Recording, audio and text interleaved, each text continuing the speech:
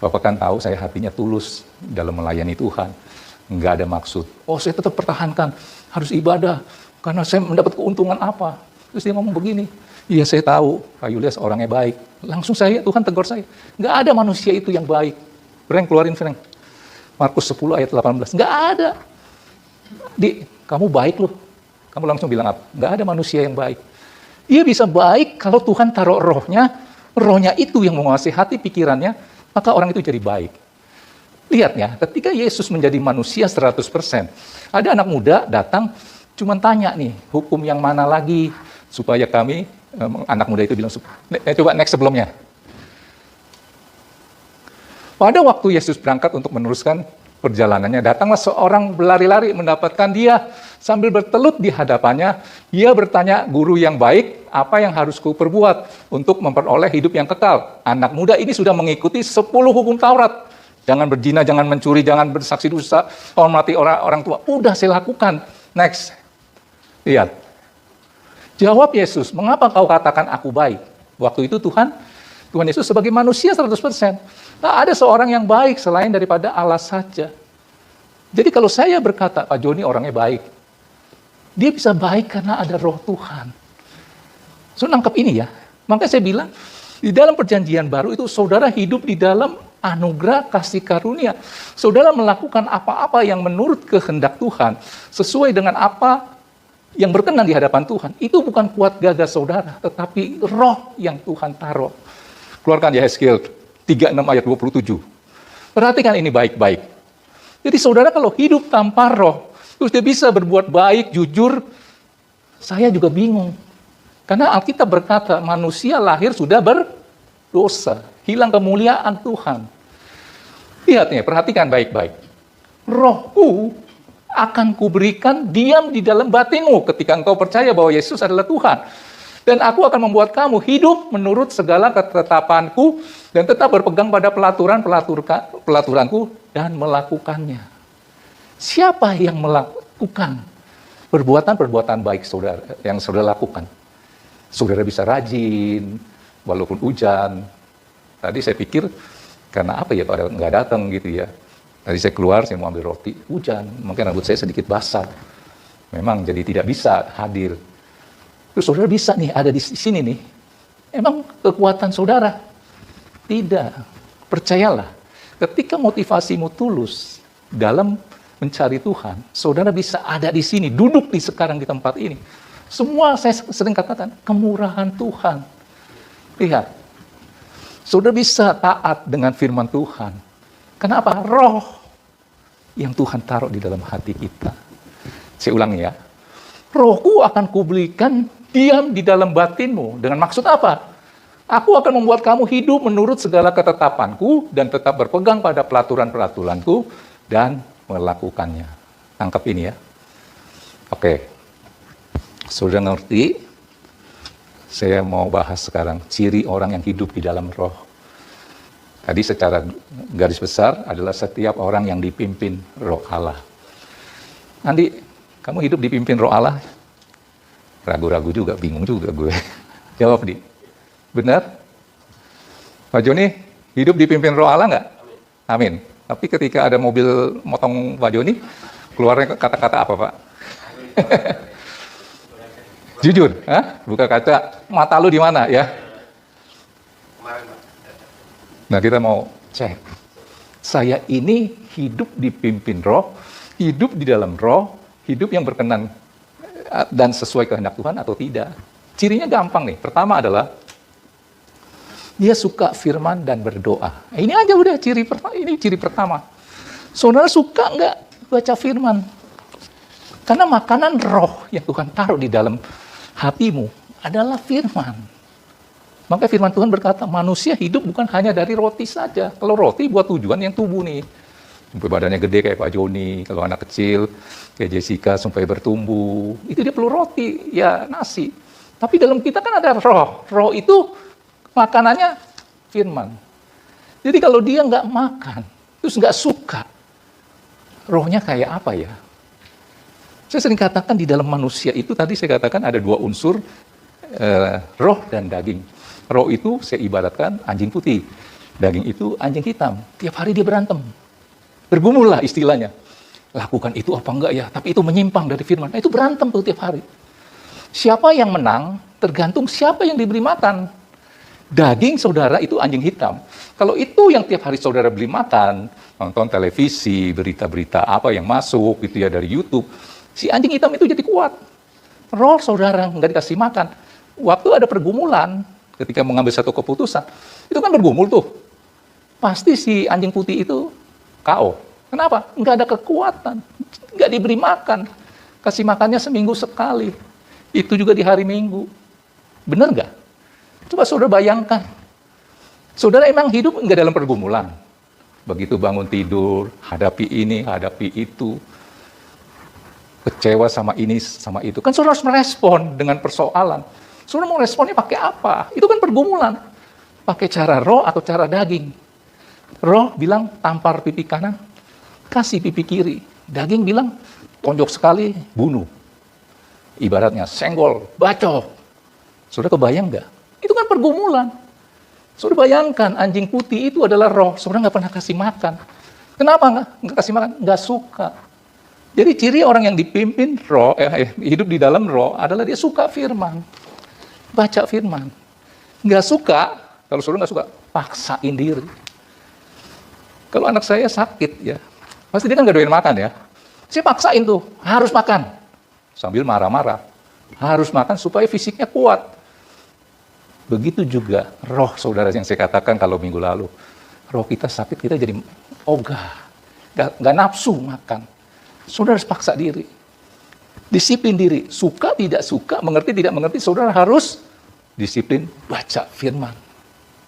Ini makanan rohani saudara. Tadi saya katakan apa? Suka firman dan berdoa. Doa itu napas. Napas orang Kristen, dalam arti napas, kalau fisik kan napas yang sesungguhnya dari hidung.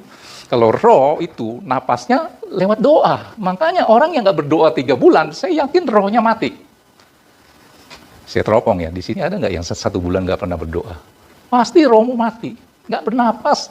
Dalam kehidupan fisik itu ya, 10 menit saudara nggak bernapas, apa jadinya? Mati. Tangkap ini. Jadi rohmu itu, ya mungkin makan berdoa ya anggaplah napasnya begitu. Kenapa? Ketika engkau berdoa, engkau sedang menghirup Tuhan. Maka rohmu jadi hidup. Ketika engkau berdoa, engkau sedang menyerap kekuatan dari Tuhan. Supaya rohmu kuat.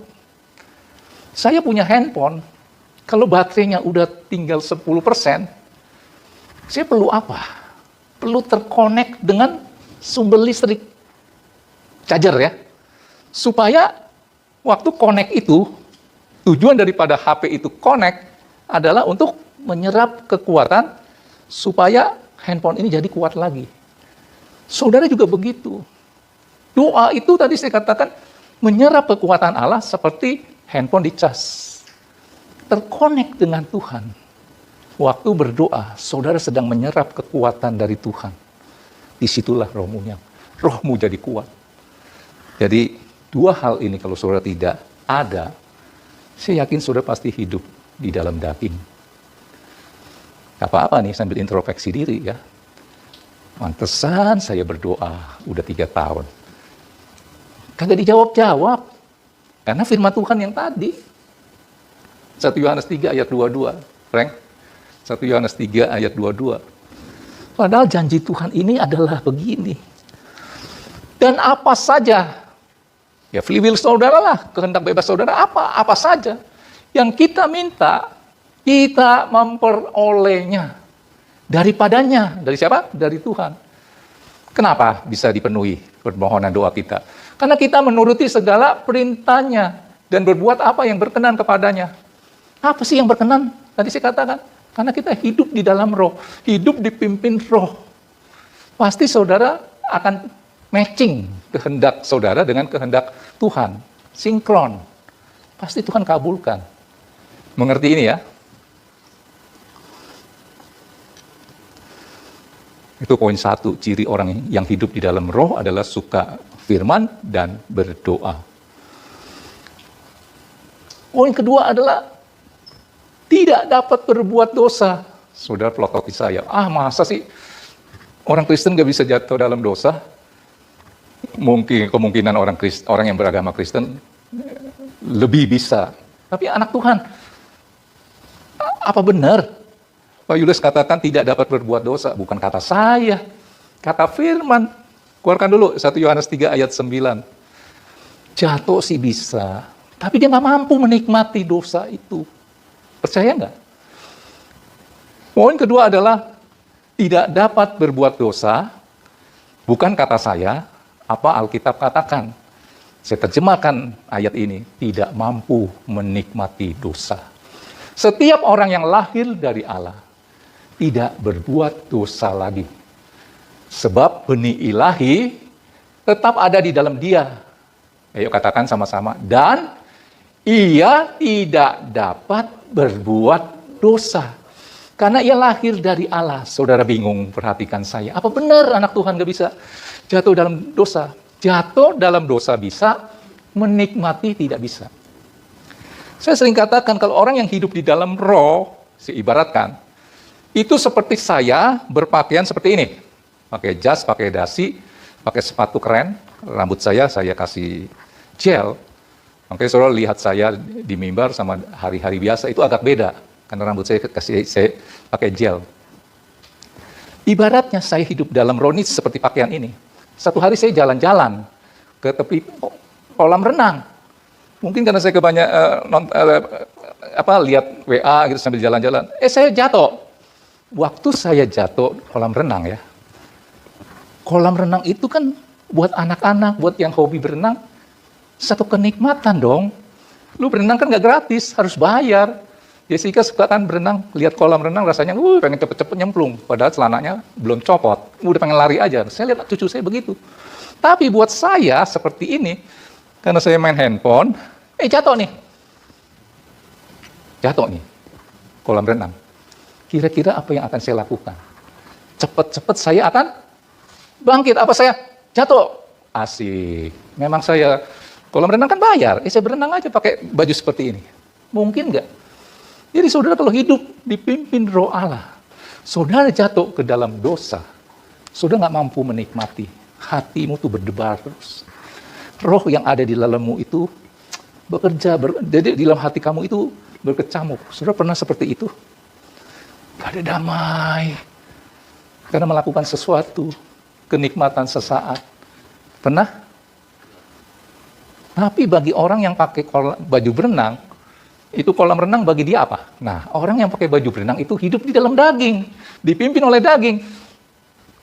Ada kolam renang, dia nggak nyemplung. Pasti orang dunia nih, teman-temannya bilang, lu buru banget ya.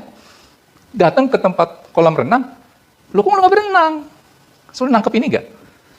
Jadi orang yang di dalam daging itu seibaratkan seperti orang sedang memakai baju cangcut ya celana. Laki-laki ini saya bicara laki. Baju celana berenang. Tujuannya untuk apa? Untuk nyemplung di kolam renang yang tadi saya katakan itu kolam, ya dosa lah. Sudah nangkep sesuatu nggak? Nangkep? Satu hari saya lagi renovasi di apartemen gitu ya. Kan ada peraturan gitu ya. Saya pengen akalin gitu. Jadi suatu hari saya mau ke apartemen itu, kok gelisah hati saya. Ternyata dosanya kecil. Mau ngakalin manajemen di sana. Ini nggak boleh, saya akalin aja gitu. Hati saya gelisah. Sampai saya ngomong sama istri saya, kenapa ya saya hatinya gelisah? Saya selidiki hati saya. Ya, karena saya mau melakukan sesuatu yang itu tuh. Kibulin manajemen apartemen itu. Nangkep ini nggak? Ya? Nah, nggak mampu menikmati dosa.